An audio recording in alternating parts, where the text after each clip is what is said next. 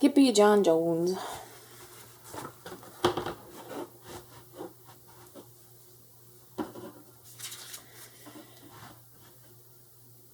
Every morning, Skippyjon Jones woke up with the birds.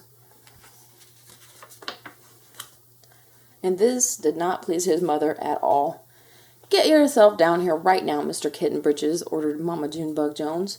"No self-respecting cat ever slept with a flock of birds," she scolded, "or ate worms, or flew, or did his laundry in Mrs. Doohickeys' bird bath."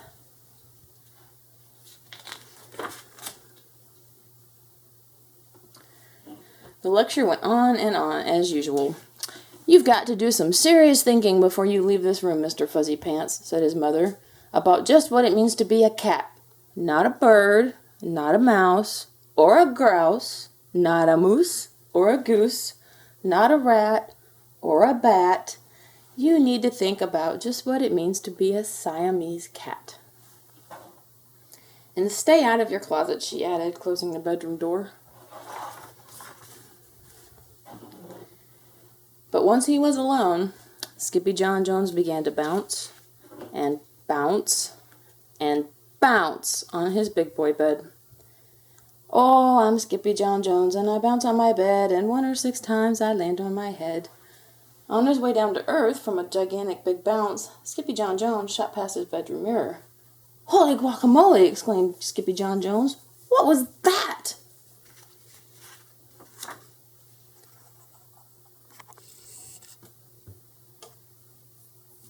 So up he went again, and again it appeared. Then, using his very best Spanish accent, he said, "My ears are too big for my head. My head is too big for my body. I am not a Siamese cat. I am a Chihuahua." Back on land, Skippyjon Jones climbed into his toy box and rifled through some of his old junk. After he put on his mask and his sword and climbed into his mouse, Skippyjon Jones began to sing in a muy soft voice, "My name is Skippito Friskito. I fear not a single bandito. My manners are mellow. I'm sweet like the Jell-O. I get the job done, yes, indeedo."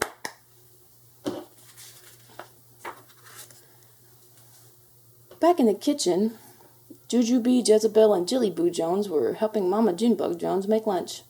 "Can Skippyjon come out of his room now?" asked Judy. "No," answered Mama Junebug Jones. "Mr. Fluffernutter is still thinking." In fact, Skippyjon wasn't thinking about being a Siamese cat at all. With a walk into his closet, his thoughts took him down a lonesome desert road, far, far away in old Mexico. Not long into his journey, a mysterioso band of Chihuahuas appeared out of the dust. "Ay caramba, who goes there?" asked Skippyjon Jones. "We go by the name of Los Chimangos," growled Don Diego, the biggest of the small ones. "Who are you?" "I am El Skippito, the great sword fighter," said Skippyjon Jones. Then the smallest of the small ones spoke up. "Why the mosquito, dude?" asked Paquito Tito. "I go incognito," said Skippito. "Do you like rice and beans?" asked Pantalito. "Si, I love mice and beans," said Skippito. "He might be the dog of our dreams," whispered Rosalita. "Perhaps," said Tia Mia, "if he knows the secret password." Leaning toward Don Diego, El Skippito half sneezed, half spoke the secret password into the Chihuahua's very large ear. "Ah-choo-pichu!" "Bless you," said Don Diego. "Gracias," said Skippito. "Then it is true," decreed Don Diego. "Yip, yip, yippee, yippito. It's the end of Alfredo Bazito. Skippito is here. We have nothing to fear. Adios to the bumble-beeto." Then all of the Chimangos went crazy loco. First they had a fiesta. Then they took a siesta. But after waking up, the Chimangos got down to serious business. Using his paw, Don Diego drew a picture in the sand of the great bumble-beeto for Skippito to see. A hush grew over the Chimangos, so great that one could hear a whisker drop. "Alfredo Bazito," whispered the crowd. "El blimpo bumbolito bandito." "Si," said Paquito Tito. "The bandito steals our frijoles." "Not your beans!" cried Skippito, outraged. "Si," Paquito continued. "Red beans, black beans, Boston baked and blue, cocoa, coffee, kidney beans, pinto, and jelly too." "And now he comes for us," Paquito added. "Por qué?" asked Skippito. Because we are full of the beans, too. Then Don Diego stood tall, and his most somber voice declared, Yo quiero frijoles. Huh? asked Skippito. The dude just wants his beans back, said Paquito Tito. And you are the dog for the job. Me? asked Skippito. Then all of the Chimangos turned towards Skippito, the great sword fighter. But poor Skippito had no time for a plan, because in the blink of an eye, a gigantic shadow darkened the landscape. The Chimangos scattered in all directions. Vamos, Skippito, or it is you the bandito will eat, they cried. Skippito stood his ground, but his legs shimmied and shook like the Jell-O, and his teeth chattered like the castanets. Then, in a muy soft voice, he said, My name is Skippito Friskito. I fear not a single bandito.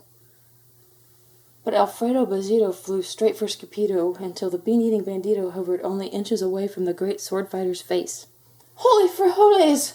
cried Skippito as he thrust his sword into the air. Pop! Went the bandito, landing on Skippito's sword, and quicker than one could say Chihuahua's cheese and crackers, every kind of bean came spilling out of Alfredo Bandito, the bumble-beeto bandito. Then all the doggies burst into song. Yip, yippee, yippito. Our hero is El Skippito. He's the dog of our dreams who delivered the beans, and now we can make our burritos. But back at home, there was such a ruckus coming from Skippy Jon's room that Mama Junebug Jones and the girls just had to find out what was going on. They raced down the hall to the kitty boy's room. Bangito! Crashito! Papito! Skippito! Just in time to see Skippy Jon's closet exploding. Then out flew Candy, beanbag doggies, and the kitty boy with his birthday piñata on his head. Skippyjon Jones, everyone cried. Hola, muchachitas, he said in a muy soft voice. Mama Junebug Jones lifted up Skippy Jon and covered his head with furry, purry kisses. What am I going to do with you, Mr. Cocoa Pug, she scolded.